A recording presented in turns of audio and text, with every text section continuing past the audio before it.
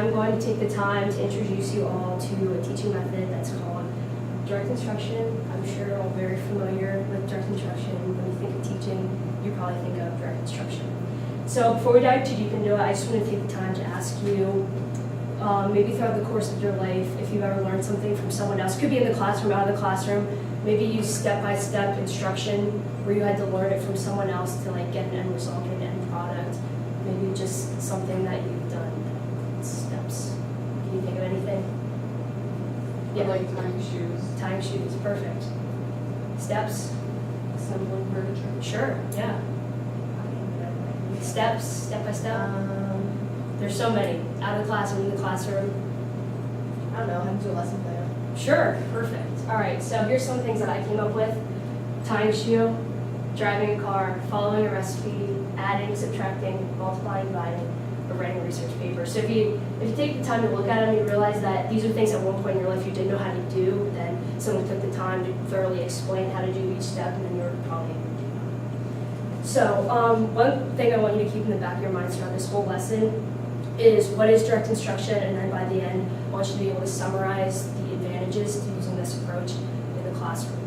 And then my goal then by the end of this is for you to be confident in being able to use this method in your classroom, wherever you end up teaching, and then just be able to understand and display that you understand the method. So before we begin, I just wanted to take the time to pass out these note cards. So before I even tell you what direct instruction is, you can write your names on them. And then what I want you to do is, in your own words, just put what you think direct instruction is. And then when you're done, you can hand it over to me.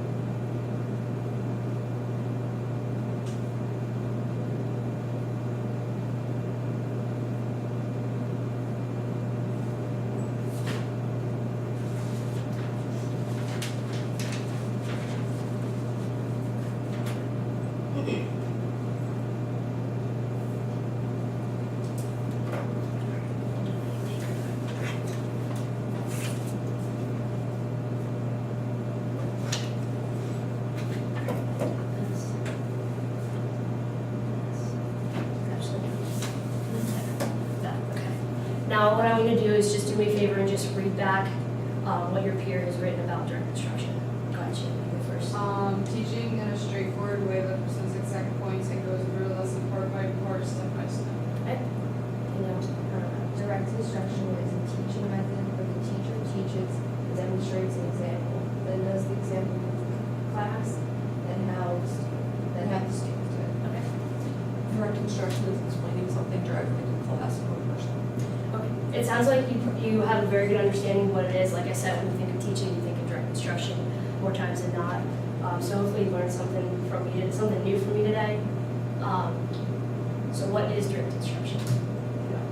Okay, so direct instruction is the use of straightforward, explicit teaching techniques, usually to teach a specific skill. So I know you guys covered it pretty well in those. It's good to see that you have an understanding of what it is. And then it also considered as a teacher-directed method, meaning the teacher stands over the classroom and presents the information kind of like what I'm doing right now. So now that I have kind of, actually, talk about the advantages first of direct instruction.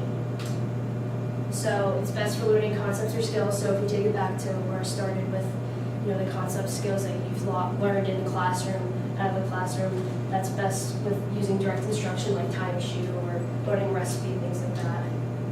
So students are learning information directly from the teacher. So it's the teacher standing in front of the classroom, being able to teach the students. So students are easier to monitor because I'm standing up here, I can see the whole classroom, I can see if they're understanding it, I can see if they get it.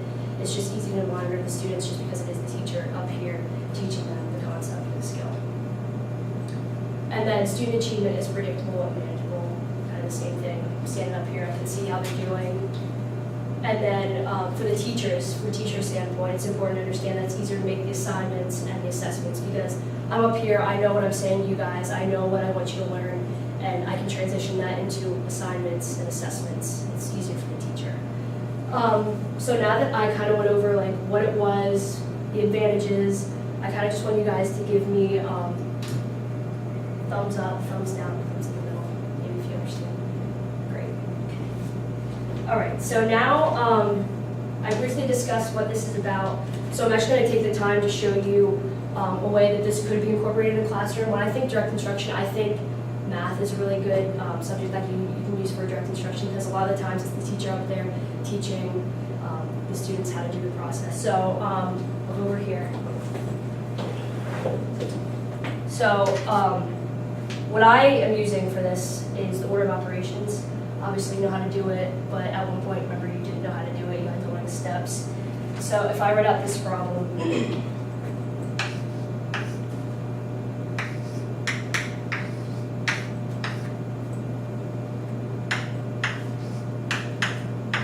all right, and I'm sure that you all are familiar with, please excuse my dear Aunt Sally.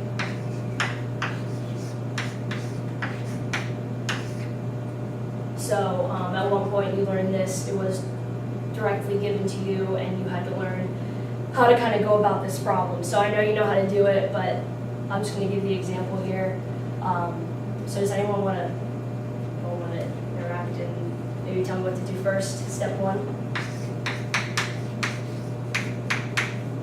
Yes.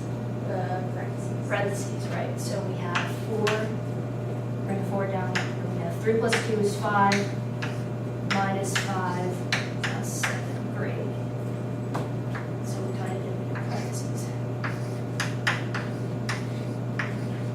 Step 2, anyone? Yes, Because there's no exponents, you're gonna go to multiplication. exactly. So we have 4 times 5 then, so we have 20 minus 5 plus 7, we get the multiplication. Next. You math person? No. Okay, go ahead. There's no division, so you're doing addition. Right, addition. So step 3 is 20 minus, no, plus negative 5 plus 7, so 2. That one addition. And the final step. Yeah, Add them together. Add them together. 22. 22. Right. So as you can see, this is a great example of what would be used in the classroom when you're using direct instruction. No, you know how to do it, but I just went through, used the please excuse my dear Aunt Sally, went through step by step, and I got the answer. Perfect example of direct instruction. All right. So now. Next. So that was our example. And then here is my visual aid. If you take the time to really consider what I've taught you so far in this lesson, you can kind of like incorporate each part to something that I gave you in this lesson. So introduction review, set the stage for learning. So I kind of went over the different things you've learned throughout your life that use step-by-step instruction, development. So that was me kind of giving you the definition, giving you the advantages, guided practice. We just did guided practice over there, showing you how it would be used in a classroom. And then we're on to closure next. We haven't gotten to that yet. And then in a perfect world, if this was a full lesson of direct instruction, you would then have the practice to maybe do your own lesson or something else to practice direct instruction and then evaluation. So at the end, you'll get your summative assessment, and then that's basically the steps. So we're going to go on to the closure now. We're just basically wrapping it up. So what I want to take the time to do is, I did tell you at the beginning of the lesson to keep in the back of your head, what is direct instruction, the direct instruction approach, and then summarize the advantages of using this teaching method in the classroom. So you guys have anything for me? What is it? Step-by-step instruction. Yep, sure. Easy enough, teacher standing in front of the room teaching. So direct instructions, teaching method, uses straightforward, explicit teaching techniques, usually to teach a specific skill. Example, the order of operations. And then can you list a few of the advantages for me? I know there's a few. Do you remember any of those? By chance? You can monitor the whole classroom. Yep, monitor the whole class. The others, there was 1, 2, there's 5. You don't have to get all of them, maybe just one more or two more.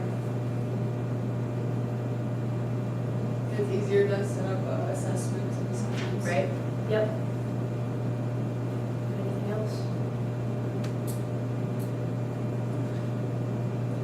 No? Okay. So what I have is, it's best for learning concepts or skills. Students are learning information directly from the teacher. For teachers, it's easier to make assignments and assessments. Student achievement is predictable and manageable, and then the students are easier to monitor. So, does anyone else have any further questions about this before I give you your assessment?